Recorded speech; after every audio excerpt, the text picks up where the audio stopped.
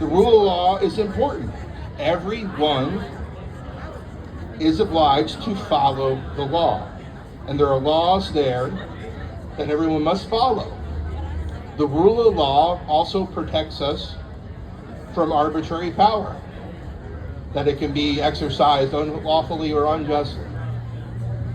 The structure of how we exercise this rule of law is important in our Constitution. Before I go into that, this is interesting that a partner of ABA that puts on Law Day is called the World Justice Project. And they had they kind of had some bullet points I thought were interesting, and some are no-brainers, but it's important to know that when you have a system with a strong rule of law, your economy is stronger. What a shock. You have greater peace if you have rule of law. Wow. But there's also higher levels of education, higher educational attainment, as well as longer life expectancy when you have a system with a strong rule of law.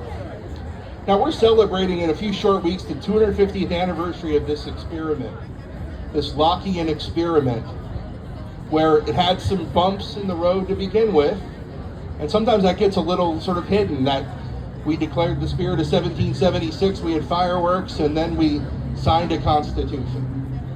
But we had, before that, an Articles of Confederation that was very wonky and very imprecise and very hard to pin down what its power was. In many ways, it didn't give itself enough power compared to the excessive arbitrary power that was imposed by the king. So it was difficult. You couldn't exercise the rule of law effectively if every state had a vote. You couldn't regulate tax or regulate commerce. You couldn't do a number of things. Some of you may have known about the Shays Rebellion. There was a mutiny of 1783 where we stormed the Philadelphia Independence Hall over back wages for the Revolutionary War soldiers. And no one knew what to do with it because we didn't have our own federal capital. So there was a lot, but then we came in called the Constitution. And this Constitution's a great instrument of establishing the rule of law. Because the one thing that's great about our Constitution is its carefully designed set of institutions that check power among others. The separation of powers, where isn't this arbitrary power where a king or some ruler can assert power unlawfully and abuse the rule of law.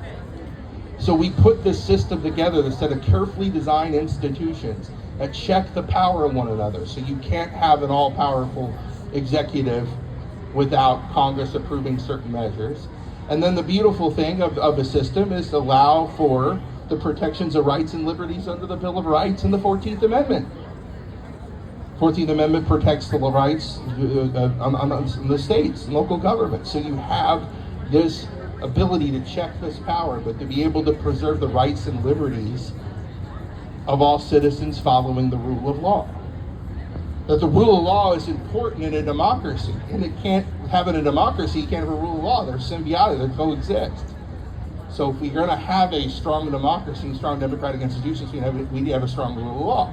Now, we are not purely democratic, as we all know from our civics, because of this sort of arbitrary nature. We are a constitutional democratic republic.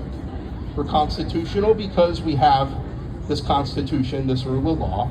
We're democratic because we do have democratic ideas in terms of voting and choosing, but we're a republic in terms of the divided power and the checks and balance of that power in order to show the rule of law. So that was intentional. That was intentional to protect citizens from arbitrary power, protect their rights and liberties. And then on the flip side, it's important for citizens to be able to follow the rule of law, that they have it's part of the social contract that Bach was talking about. It isn't just some of the government, the citizens themselves have a stake in this, and they have to follow the laws, and they have to participate, and they have to make their little corner of the world better, which is what purpose of citizenship is. So we've gotten this far, and yes, when we get to milestones like July 4th, we pat ourselves on the back, we've made it 250 years, and it hasn't been easy, but the one thing that has been guiding us is our Constitution. And our Constitution protects and preserves this rule of law, where it isn't arbitrary in one group versus the other, that we exercise it and we protect ourselves and protect people's rights and liberties. Thank you.